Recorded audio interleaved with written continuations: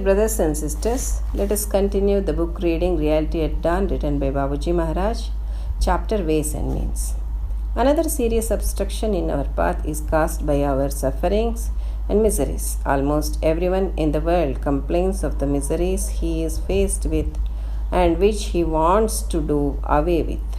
But he neglects the right means. He thinks fulfillment of desires to be the only way of removing miseries, but that is not the solution. Miseries are commonly considered to be detestable, but there have been sages who voluntarily courted miseries, thinking them to be a boon, and have often prayed to God for them. The mystery of the problem will be clear if we look into the origin of the miseries. Soul possesses consciousness as a result of God's will to effect creation. The soul likewise began to form its own tiny creation and gathered round it things of its own creation. Now a stir, emotion, that is, unrest or disturbance, was the main factor in bringing about the creation. Similarly, for the tiny creation of the soul too, unrest or disturbance is indispensable.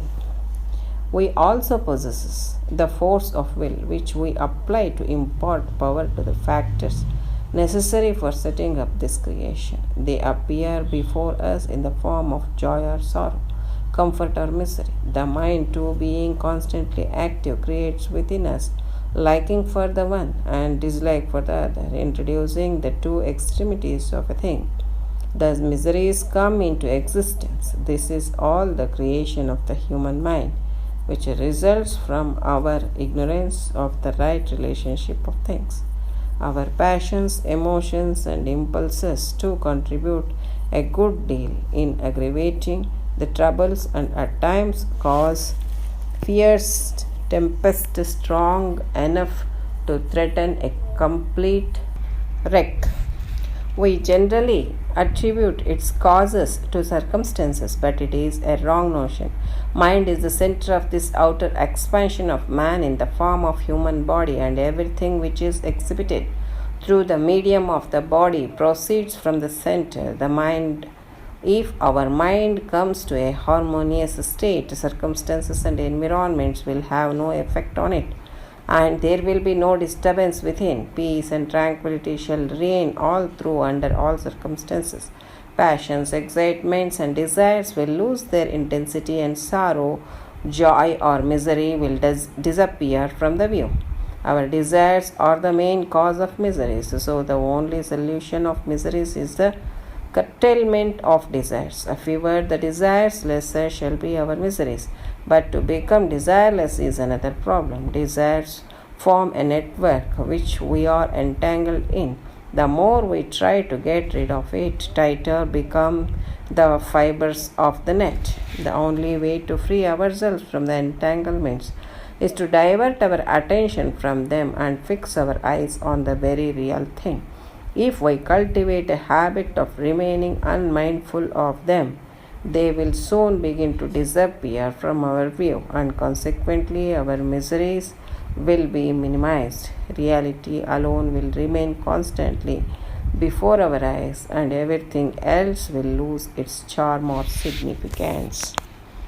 Here, Babuji Maharaj is explaining us about a serious obstruction in our path of realization. So, what is that serious obstruction?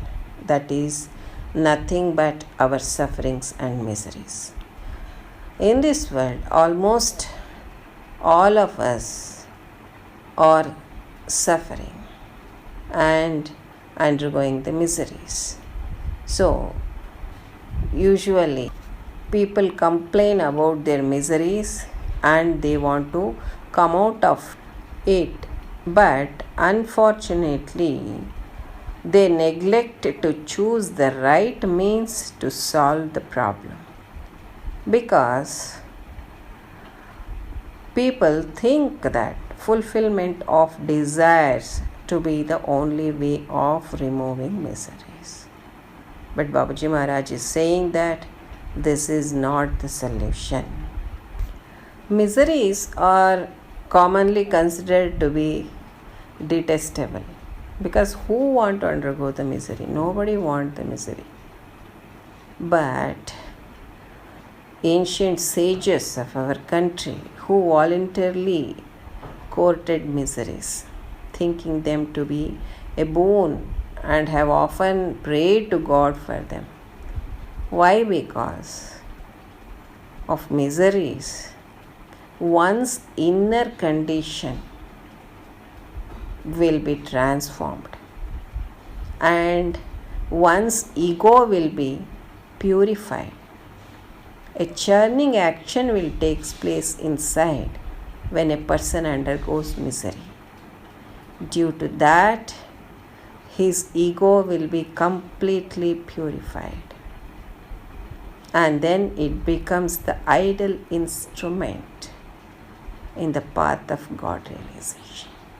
That's the reason why our ancient sages voluntarily courted miseries. They prayed God to bestow miseries. But the mystery of the problem will be cleared only if we look into the origin of the miseries. When we start thinking why these miseries are for we human beings, not only for me, everybody is suffering, isn't it? So why this suffering? Why these miseries? If we question and if we start thinking about the root cause or the origin from where these miseries are coming, then we can solve the problem. For that, Babaji Maharaj is saying, soul possesses consciousness as a result of God's will to effect creation. And soul likewise began to form its own tiny creation, just like how God created this entire universe. So to create this entire universe, there was a stir in the center and a motion. Similarly, for the soul also, to create this tiny creation, there is unrest or disturbance. And we also possess a force of will, that is willpower, which we apply to impart power to the factors necessary for setting up this creation, isn't it? Without willpower, nothing will happen, no action will happen. That is the basic cause for any activity. So, because of this willpower, one started experiencing the form of joy or sorrow, comfort or misery. If we like something, then it gives us the pleasure. We feel joyful. If we dislike, then we will be sorrowful. And if we feel it as good, then we feel comfortable. If we feel it as bad, then we will be miserable. So, these two opposite things started acting on us. So, the mind too, being constantly active, created within us the liking for something or someone and dislike for the other. So, due to this, the two extremities of the things introduced, and thus the miseries come into existence. So this is all the creation of human mind, as a result of which, from our ignorance of the right relationship of things, we started suffering. And our passions, emotions, and impulses too contributed a good deal in aggravating the problems and troubles. And at times it happened, and it became the cause, fierce tempest strong enough to threaten a complete wreck. For this, we can very well take the example of our great Indian epics Ramayana and Mahabharata. In Ramayana, the desire of Ravana to possess Sita completely destroyed the Lanka and even became the cause for his own destruction. And similarly, in Mahabharata, the desire of Duryodhana to acquire the provinces as well as Draupadi made the reason for the great Mahabharata battle and completely destroyed the Kuruvamsha. So, dear brethren, this desire is a pill for our destruction. It becomes a pill for our destruction even sometimes. That's what Babuji Maharaj is saying. See, usually people will have the pills, bitter pills, to keep himself in a good, healthy condition. But here, these desires will make us unhealthy and also becomes the reason for our downfall also. But usually people attribute its causes to circumstances. They will blame the circumstances. Because of this reason, I was under misery. Because of that reason, I suffered a lot. But this is a wrong notion. That's what Babuji Maharaj is saying. Because mind is the center of this outer expansion of man in the form of human body, and everything which is exhibited through the medium of the body, it proceeds from the center, the mind.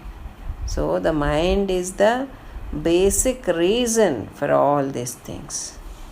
If our mind comes to a harmonious state, that is a balanced state, then circumstances and environments will have no effect on it, and there will be no disturbance within also.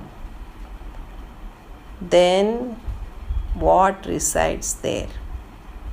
Peace and tranquility shall reign all through under all circumstances. And our passions, excitements, and desires will lose their intensity, and sorrow, joy, or misery will disappear from the view. So, our desires are the main cause of our miseries. Then, the only solution to get rid of our miseries or to come out of our miseries is just to curtail our desires.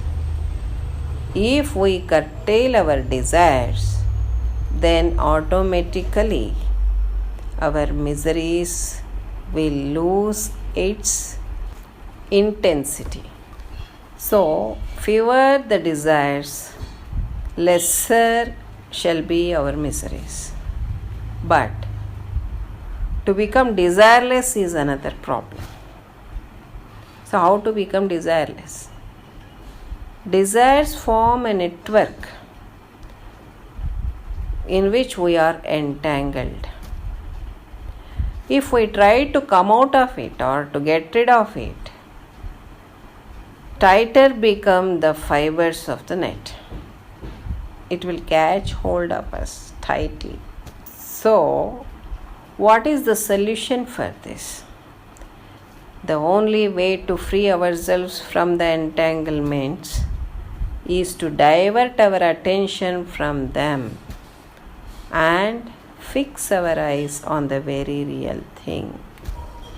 See, this is the easiest, simple means to get rid of our miseries, or to come out of the entanglement of our miseries. That's what Babuji Maharaj is telling us. So, if we cultivate a habit of remaining unmindful of them, they will lose their power and will soon begin to disappear from our view. So, by this, consequently, we can minimize our miseries. If we keep constantly before our eyes the reality and nothing other than that, then what happens? Everything else will lose its charm or significance. See, Babuji Maharaj has given us a very simple solution to overcome our desires and miseries. Just turn our eyes towards that ultimate reality. Just think what for we have taken birth on this earth. It is to achieve our real state of condition, isn't it? Or to run behind these desires and to get ourselves entangled in its net? No. We came here to achieve our goal.